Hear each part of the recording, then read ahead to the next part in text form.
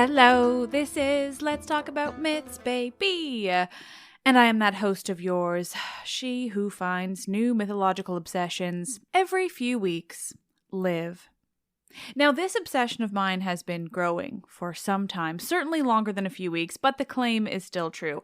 I have become utterly fascinated by the idea of Aeneas. Yes, Aeneas, but not the Aeneas of the Aeneid. He's obnoxious and annoying and basically just a blank slate of boredom. Sorry, not sorry to all the Romanists out there who want to scream at me, but it's true. But the Aeneas of Greek mythology? He is something else entirely. Which leads us to today's episode.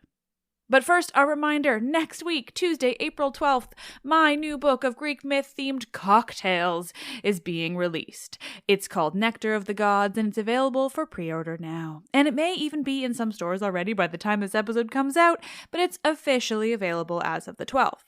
It was really such an incredibly fun book to work on. It's illustrated by the same queen of wonderfulness who illustrated my Greek mythology handbook, the amazing Sarah Richard. And the publisher also brought on the wonderful Thea Angst to come up with the cocktails themselves.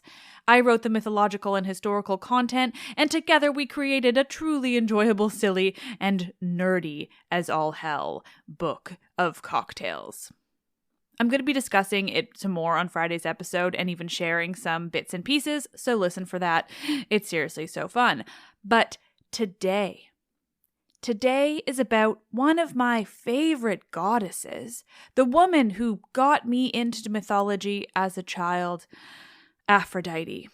She is, of course, deeply fascinating all around. She had sexual agency in a way no other woman did. She did what she wanted and who she wanted, despite having an Olympian husband. And she had some incredibly impressive children. But there's one story and one child who has taken hold of my interest very recently. You may have heard me mention him on many conversation episodes, because I love to bring up this mystery, but today I'm diving into his story myself. Obviously, there's another one of her children that has a hold on my heart, Harmonia, and I'm going to talk more about her soon. But today is about that other child, the mortal one, Aeneas. But before we look at this incredibly odd character, this mystery, one who seems to have so much hidden beneath the surface, there's a lost epic somewhere in there, I'm certain of it. But anyway, first we have to look at how exactly the goddess of love ended up the mother of not only a mortal hero, but a Trojan one at that.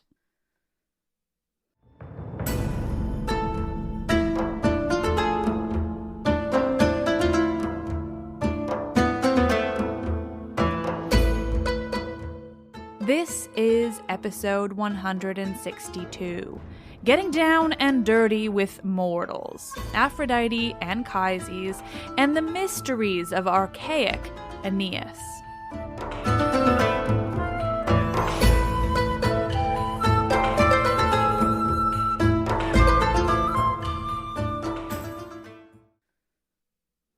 The story of Aphrodite and Aeneas' father, Anchises, comes to us from one of the Homeric hymns to Aphrodite.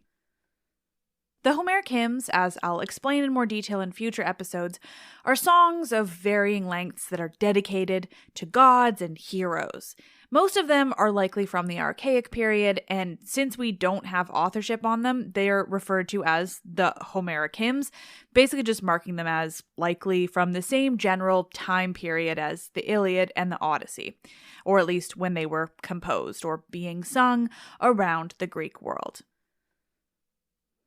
The Homeric hymns are mostly short snippets of dedications to gods. They're not fragmented, but intentionally short, just like a quick hello and thank you. But there are a handful that are longer, most of which I've read in reading episodes on the podcast, and these tell very detailed stories about particular gods. One is the Homeric hymn to Aphrodite. I'm going to read it to you completely on Friday, so you get all the dirty details then, but today we have to look at the story that's being told within the Homeric hymn. It's the story of the time Aphrodite went down to earth to have a brief but passionate affair with the mortal, the Trojan Anchises. I think I've told this story in the past, briefly, but we all know how much better I am at research now, let alone my new obsession with the Greek idea of Aeneas. So it's worth it, and here we are. In the world of the Homeric hymns, we learn that Aphrodite has taken hold of the whims of the gods. Not all the gods, no, there are goddesses who are very specifically left out of Aphrodite's sexual machinations. Women like Hestia, Athena, and Artemis. But the other gods? Oh, it seems she's been having fun with them. Particularly with the men. Aphrodite has been using her romantic wiles to have them fall in love, or whatever form it takes, with women of the mortal realm. And finally, Zeus has gotten tired of it. She's been making him look silly, it seems. Yeah, it's all her. Fathering all of these children by mortal women. Ugh, the horror. This is another interesting example of the power that they saw not only in the idea of love, but in lust, and the way that it could be seen as like entirely controlled by the gods. Or rather, it seems that the goddess of love is the best scapegoat when gods are out there getting themselves into trouble.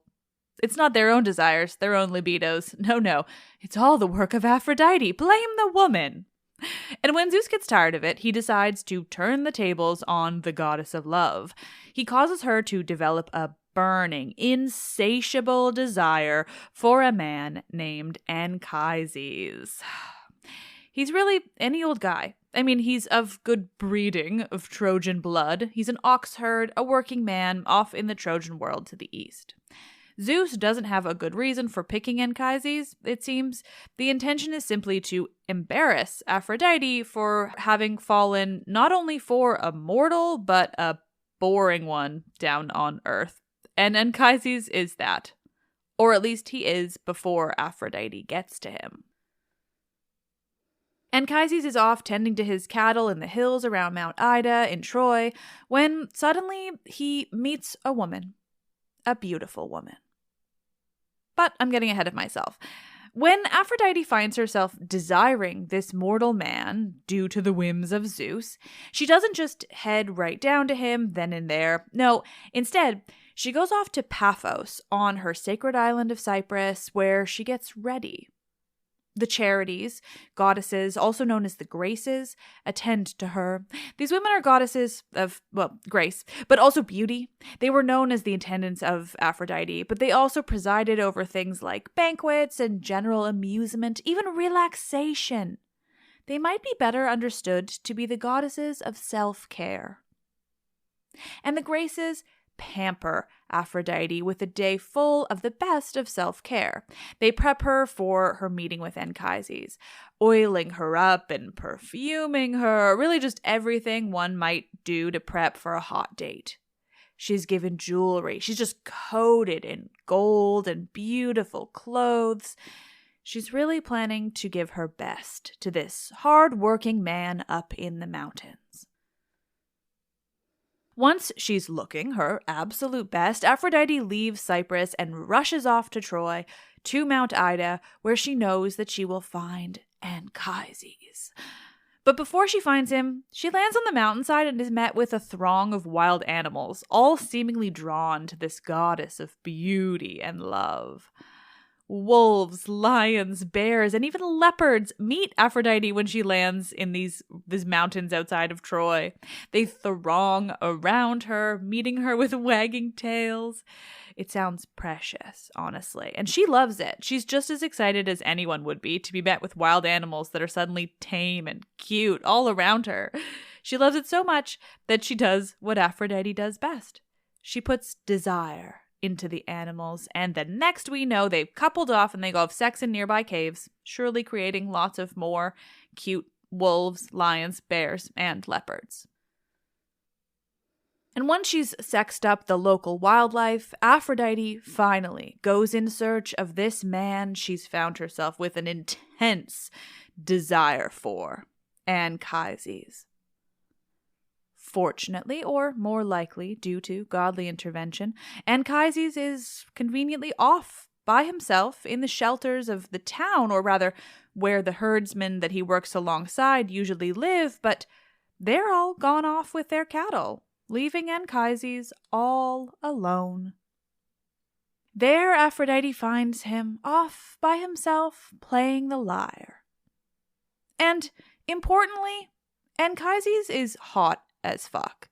He is beautiful, sexy. That much the Homeric hymn makes very clear.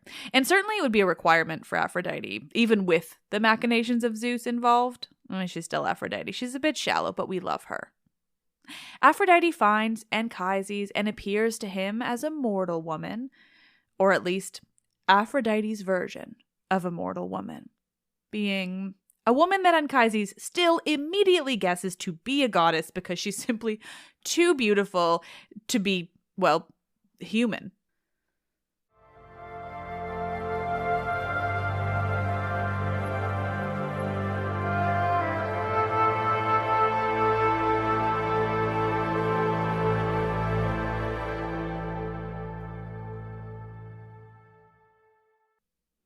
Anchises sees this beautiful woman, this absolutely stunning human, who's just wandered up to him where he works as a herder of cattle, and he's not fooled. He takes in her appearance, quote, her beauty, her stature, her shining clothes, her robe blazed past the radiance of fire, spiral bracelets and earrings shining like flower buds, with brilliant necklaces gracing her soft throat, like the moon shining on her soft breast, beautifully inlaid in gold, a marvel. She looks fucking hot. He looks at her, their surroundings, he takes in all of this absolute wonder and says immediately, quote, "Hail, Queen, whatever blessed one has reached this house, whether you are Artemis, Leto, or golden Aphrodite." Having immediately assumed that he is, in fact, looking upon a goddess, Anchises goes on, listing possible goddesses that could be standing before him. Or are you a beautiful nymph, he asks, one of the Graces? He knows for certain that she is divine, but who could possibly feel the desire to visit him in such radiance, he wonders. He offers to build her an altar, to make a sacrifice to her every season. He's really going all out trying to please her, to impress this goddess that stands before him. But well, Aphrodite obviously doesn't want to tell him that he's right, that she is indeed a goddess, so her response to all of this pure intuition and intelligence on his part is to say, "No, I'm not a goddess. Why would you ever think that? Why would you compare me to the gods?" The gods are incredibly, brilliantly good at lying on the spot. And not only that, but suggesting this person that she's lying to is ridiculous for even thinking the thing that is absolutely true. Gods love to gaslight. Still, this is mostly harmless. She lies, yes, but I get the sense that Anchises still kind of knows what's up. He just kind of goes along with it. Like, well, I know this is a goddess, but I'm not going to tell her she's wrong when she clearly wants to have sex with me. Anchises is only keen, just thrilled to have this super hot woman coming to him specifically to fuck. He's not married, not cheating on anyone, he's just living his life up in the mountains with his friends and his cows, and having a super hot, almost definitely goddess approach him out of nowhere to fuck is absolutely something he's here for. I say that because it's kind of refreshing, obviously, to have a completely unproblematic and consensual affair between a god and a human. Like, who knew it was even possible? Of course, still, this is archaic poetry, which means there does have to be some intricate lying for seemingly no reason. Aphrodite tells Anchises that not only is she human, oh yes, human, but here's a whole detailed and thorough backstory for how she came to be so hot, how she's definitely still human, and here's how she got to be there with him, but she's definitely still human. She tells Anchises that she'd been carried off by Hermes, brought there to Mount Ida, and told very specifically that, quote, "I would be called Anchises' wedded wife and bedmate." She tells him that Hermes told her that she would bear Anchises glorious children. She goes on, making the lie even more detailed, saying that she will make a wonderful wife for him, that he should bring her to his family, show her off, that they'll all love her and agree that she's the perfect wife. Send a messenger over to my own family now, she tells him. They'll send riches on behalf of me in appreciation for the match. It's all totally allowed. Yeah, we can totally have sex before marriage. It's like totally been okayed by my family. And Anchises, well, Anchises is here for all of it. And, well, as much as I said this was an unproblematic story, I do actually kind of feel for Anchises here, because she really does suggest that she's going to marry him and they're going to live happily ever after. And he's keen for it, though obviously she has no intention of living with him or continuing on with him after this one sexual encounter. Still, let's believe that he does, deep down, know what's up. Either way, when she tells him all of this, he yells out, like literally a split second after she makes her point, well, if all that's true and you are immortal and you are meant to be my wife and everyone approves and Hermes even brought you here, well, that means we can fuck. Okay, fine. His exact words are, quote, "None of the gods or mortal men here will hold me back from mingling in love with you this moment." Which, I mean, truly means the same thing. He's DTF. And they do. They have lots of sex right then and there, making both of them very happy and satisfied. Anchises gets to have sex with the literal goddess of sex, not to mention the goddess of love and beauty and passion.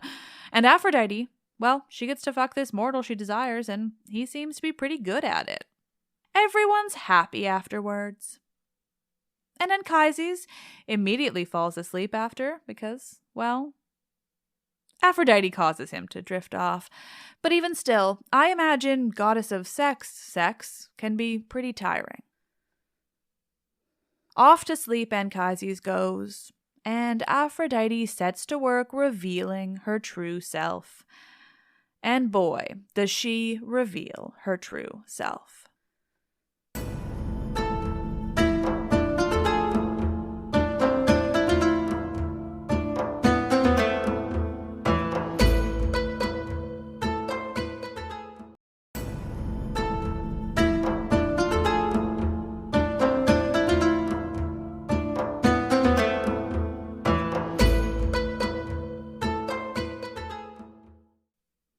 While Anchises sleeps, Aphrodite transforms herself into her true and goddessy form.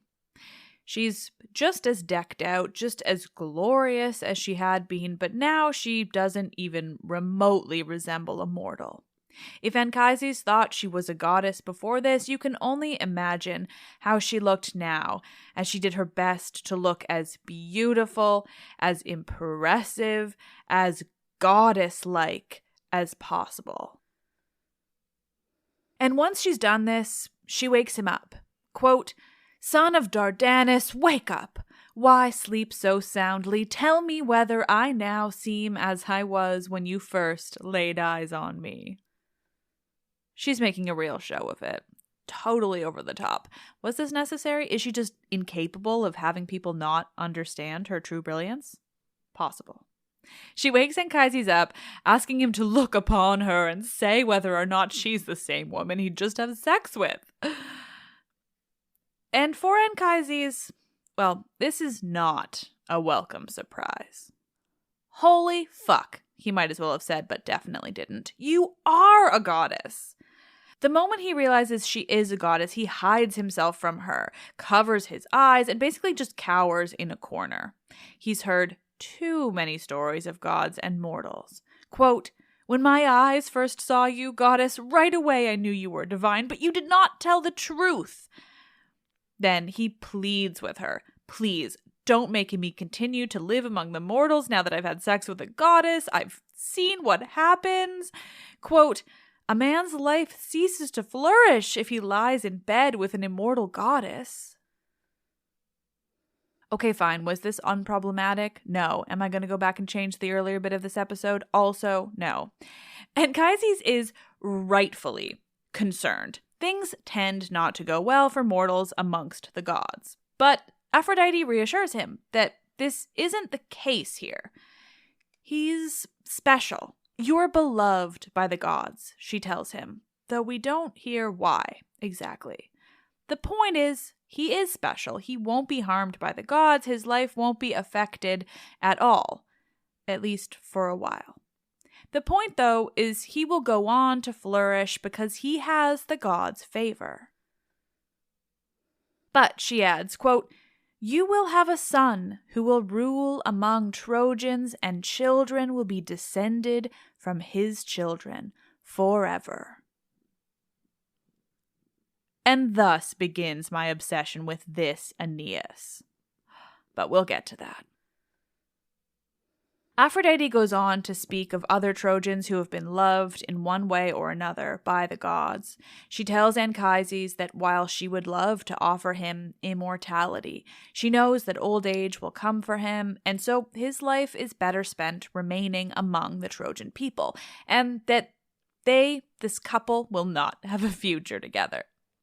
Then she speaks of her own future, how she will no longer be taken seriously by the gods because she's now lain with a mortal. She basically tells him she regrets being with him and that she'll be shamed forever for it, but also that like he is cool and nice and they're going to have a cool and nice child who she's going to love a whole lot. It's confusing, but then it's the Olympian gods. But still, this son of theirs, this son of theirs. She tells Anchises that the child will be raised by the nymphs of the mountains nearby, those nymphs who are neither mortal nor immortal, but deal in immortality and with the gods. They are friends and lovers of Hermes and the Cyllene, these rustic mountain gods. These nymphs will raise Aeneas, the future child of Aphrodite and Anchises.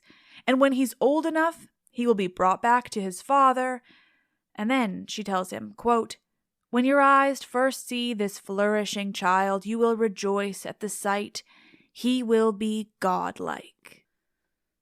Then, she tells him, you will bring him back to Troy, and when you are asked, who is Aeneas' mother, you will tell them that it was a nymph of the mountains.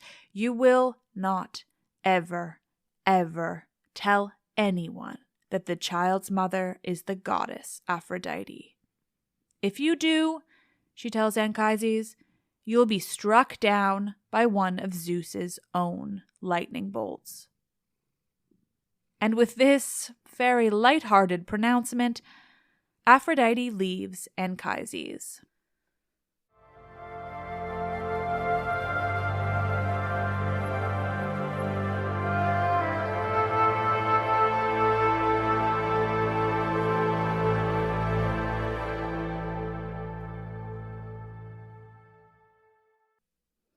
Once Aphrodite leaves Anchises with the knowledge that not only has he just had really great sex with the literal goddess of love and sex, but that they're going to have a child together who he's not going to see for a very long time, once that's been established, Aphrodite just leaves Anchises to the rest of his life. And this is where our story gets quite a bit more fragmented. We have to just assume that Aphrodite does all of what she says, that she has the baby, Aeneas, and hands him off to these nymphs of Troy for them to then pass along to Anchises when he's older. We know that eventually Aeneas will indeed be a prince of Troy with a relationship with his father, Anchises, so whatever comes in between can be assumed. So whatever the details are, Aeneas, he does grow up and he is brought to Troy. He becomes well known as a Trojan prince, a descendant of Dardanus on Anchises' side. Dardanus is Troy's earliest founder, or rather more specifically, the father of its official founder, Tros. Aeneas' lineage is seriously important. He is not only the son of a literal goddess, and a goddess who doesn't make a habit of birthing mortal sons, but also a relation of the oldest name in Troy's history books. Due to his status as the son of a goddess, and a goddess specifically rather than a god, he is very directly linked to Achilles when the Trojan War rolls around. But before that, we have to wonder what's going on with Aeneas. There's little to say beyond some sourcing that suggests that Aeneas was maybe one of the Trojans to travel with Paris to Sparta, where he would so famously abduct Helen, or where she would equally famously choose to run off with him. If Aeneas was there, he doesn't play a very large role or really do anything memorable, but his name is linked with this very memorable moment. Still, it's during the war, specifically in the Iliad, where we get the most sourcing on Aeneas as a man. Aeneas' name comes up often enough when the Iliad mentions the Trojan side. He's one of their big names, and certainly their major child of a god. There are others, sons of Zeus on both sides, if I recall, but it's just Aeneas and Achilles in the war who are the sons of goddesses, whose mothers are so inexplicably helping them during their battles. Their mothers are fascinating. They love their sons very openly, influencing whoever they need to in order to keep the men safe, to help them in the war. They're very intentionally like mirrors of each other, one on each side, both with loud and influential mothers there to help. Fairly early on in the Iliad, there's a moment where Aeneas goes up against Diomedes. The pair fight and taunt and fight and taunt. The Iliad loves to have men taunt each other while they're fighting. When Diomedes wounds Aeneas badly, he's about to strike a fatal blow, and we know explicitly that such a blow would kill Aeneas for good. When Aphrodite steps in. Aphrodite steps in a war. That alone, I think, is so interesting and notable. Aphrodite swoops in and carries off her son, saving him from Diomedes. But Diomedes is so riled up, so intent on taking out Aeneas, that he ends up throwing a spear and hitting Aphrodite. Aeneas, though, he's still saved, this time by Apollo, who swoops in when Aphrodite is wounded. Aeneas makes it, and Aphrodite flies up to Olympus, where she announces, quote, "The son of Tydeus struck me, high-hearted Diomedes, because I carried my beloved son away from the war. Aeneas, who to me is far dearest of all men. For this is no longer a dread battle between Trojans and Achaeans, but now the Danaans fight with the very immortal gods." Not only is Aeneas beloved by Aphrodite in this way, but she's willing to start a war between mortals and gods over him. He is clearly just this very big deal. And just how big a deal Aeneas is made very, very clear later in the Iliad, in Book 20, when once again Aeneas is faced with death at the hands of one of the Greeks. This time, it's very specifically his mirror character, Achilles, the other son of a goddess. Achilles is about to deal a fatal blow to Aeneas, but the gods are watching still, and they're willing to intervene again, and not just Aphrodite. Here, Poseidon is watching. He suggests they save Aeneas in an effort to keep Zeus happy because, quote, "It is fated for Aeneas to escape death, so that the race of Dardanos not perish without seed, blotted out." He continues with, quote, "Now it is strong Aeneas who will rule the Trojans, and the sons of his sons, who will be born hereafter." This bit is so fascinating. Aeneas is destined for greatness. He's destined to carry on his lineage with many generations of sons. He's destined to keep the Trojan blood alive, to rule over the Trojan people. He's destined for so many things, and that are never mentioned again. That Aeneas is the son of Aphrodite and Anchises is super clear throughout many very ancient sources. Their names are all referenced in the Homeric hymn, in Hesiod's Theogony, in the Iliad, and among truly so many other little bits and fragments. That Aphrodite has this son with a mortal is obvious and long-standing, even in a way so many other parentage situations are not. In the Iliad, Aeneas' importance is just as evident. He's not only this important son, but he's literally destined to keep the Trojan people alive, to save whoever he can and continue the line of Dardanos. He is saved by the gods multiple times, and by multiple gods at that. He sounds like the type of character who should go on to be a household name. He's pretty unique in all these kind of destiny ways. He should be at the level of Achilles or Theseus, even maybe Perseus. His story is set up to be big and important in the grand scheme of mythology. And yet, nothing. Still, when it comes to Aeneas' escape from Troy, we do have some fragments. We do absolutely know that he got out alive, even after the Iliad cuts off before the end of the war. At some point, Aeneas escapes Troy, either just before or during the Greek attack on the city via the famed Trojan horse. According to some fragmented sources, Aeneas' escape might come immediately after the portent appears to Laocoon.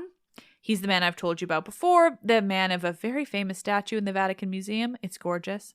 He's a priest of Troy who sees the Trojan horse left behind by the Greeks and dares suggest it is indeed a bad thing that they should not let into the city. But before he can fully express this point about the horse, snakes come out of the ground beneath his feet and kill him and his 2 sons. This, it seems, might have been the final straw for Aeneas. He might have seen the writing on the walls and left Troy when he saw this moment for Laocoon. According to some fragments, he flees to Mount Ida with a handful of Trojans and, famously, with his father Anchises, who he has to carry on his back. Anchises, meanwhile, has further fragmentary anecdotes that might even connect to the end of that Homeric hymn, when Aphrodite so directly threatens that if he ever reveals who Aeneas' mother is, he'll be struck by one of Zeus's lightning bolts. Now, if you're wondering how this makes sense, because seemingly everyone understands that Aeneas is the son of Aphrodite, you wouldn't be wrong. Don't worry about the logic. The note is simply that Anchises is lightning struck, according to some fragments. But it also isn't until much later sources that we learn that maybe this lightning strike specifically was in response to that threat. There's a lot of fragments. Regardless, we know that Anchises and presumably Aeneas appeared in a lost tragedy by Sophocles called Laocoon. That told the story of this moment, that the very dramatic lead up to the end of the Trojan War. And their escape, Aeneas carrying Anchises on his back, is shown in lots of art, too. Pottery and sculptures, references, all over the place. He wasn't only famous in text, but his destiny to escape from Troy and carry on this line of Trojans is beyond the Iliad. He's shown starting off this destiny in many places.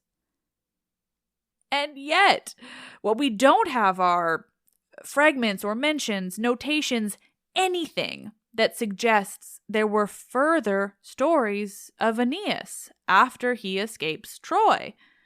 Instead, he seems to fall off the map, off the face of the earth. He is this major character, this foil to Achilles, this mirror to the main character of the whole of the Trojan War, a son of an Olympian goddess, a son so important that the goddess risks her life for him, that he's saved by multiple Olympians, that his fate is foretold by Poseidon. Aeneas is so important. He is so interesting and complex, and there is so much more that should exist about him. There's so many questions that are opened, poised, so many plot points that are begun and never finished. What on earth happened to Aeneas? If you're listening to this episode and perpetually wondering what on earth I'm going on about, thinking, Liv, you've already told the story of what makes Aeneas special in the long run, what he goes on to do. He lays the foundations for Rome. Just remember, when the Iliad and these other surrounding texts were written, including the Homeric hymn and Hesiod's Theogony, both of which mention Aeneas and this sort of epicness, the founding of Rome, particularly with the myth of Aeneas, wasn't even a glimmer in anyone's eyes. The Roman story of Aeneas founding the city of Rome, or its precursors, comes about 700 years later. When the Greek Aeneas existed, when the Greeks told the story of this vital son of Aphrodite, a Trojan line, the son of Dardanos, destined to carry on the blood of the Trojan people for generations and generations to come, they were not talking about Rome. Or if they were, there's an even bigger mystery at work. But no, it wasn't about Rome. It was about something else entirely. Which is precisely why I've become completely obsessed with the idea of Greek Aeneas. Why doesn't he appear in anything after the Iliad? Why are there no stories about what he would go on to do, where he would go? No stories of Aphrodite and her son at any other time. No fragments or mention, no notion of what made him so incredibly unique in the Iliad. No further connections between him and Achilles, these famed sons of goddesses. The rest of the Trojan War survivors have stories. We even know about those who died and lived on in the underworld. But Aeneas? The man specifically destined for long-lasting greatness? Nothing. There's nothing. Which, fine, lucky for Virgil, who basically just had this incredible storyline just waiting for him to take it and turn it into the founding of the origins of Rome. What about in Greek mythology, and Greek epic, and Greek tragedy? There are so many unanswered questions about the Greek Aeneas. I know, I'm rambling. And you all know how much I love to just ignore Virgil anyway. Virgil's Aeneas is nothing compared to Homer's Aeneas. But seriously, what was the point of Homer's Aeneas? Someone find me a time machine. I'm never getting over this, which is why I've given you a very unfinished, open-ended episode.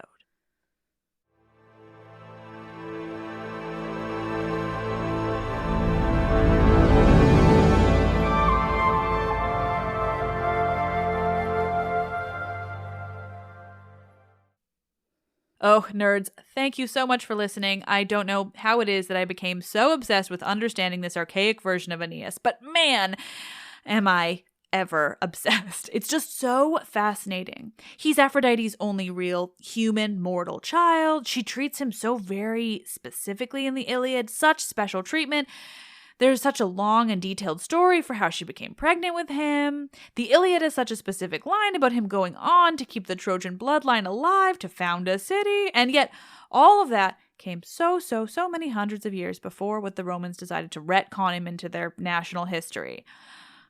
What was there about Aeneas in the archaic Greek world that we're missing? What was intended with his story? Why was he so very special and unfinished? I'm just truly obsessed with all these questions. Aeneas. I never thought I'd care about you at all. But, well, enough about him. Reminder that you can pre-order my book of fun and educational and super dorky cocktails, Nectar of the Gods, wherever you get books worldwide.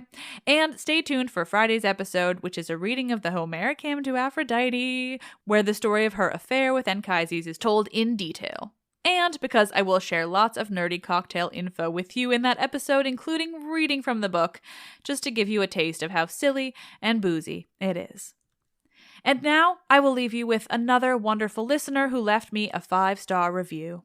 This is from Telomera in the US and is headlined, "Why did it take me so long to find this?" I love this podcast. Listening to the host passionately talk about Greek myths and history just makes me so happy. I wish she never stops making these. Currently, I'm binging past episodes to get through my boring workday, and I'm glad this will keep me busy for a while. Thank you. That's very kind. I do love reading these. Let's Talk About Myths, Baby is written and produced by me, Liv Albert. Michaela Smith is the Hermes to my Olympians and handles so many podcast-related things. She did not, however, bring me a goddess wife. She runs the YouTube, creates promotional images and videos, and edits and researches. The podcast is hosted and monetized by Acast. Thank you all. You're the absolute best. I am Liv, and I love this shit quite a bit, if you can't tell.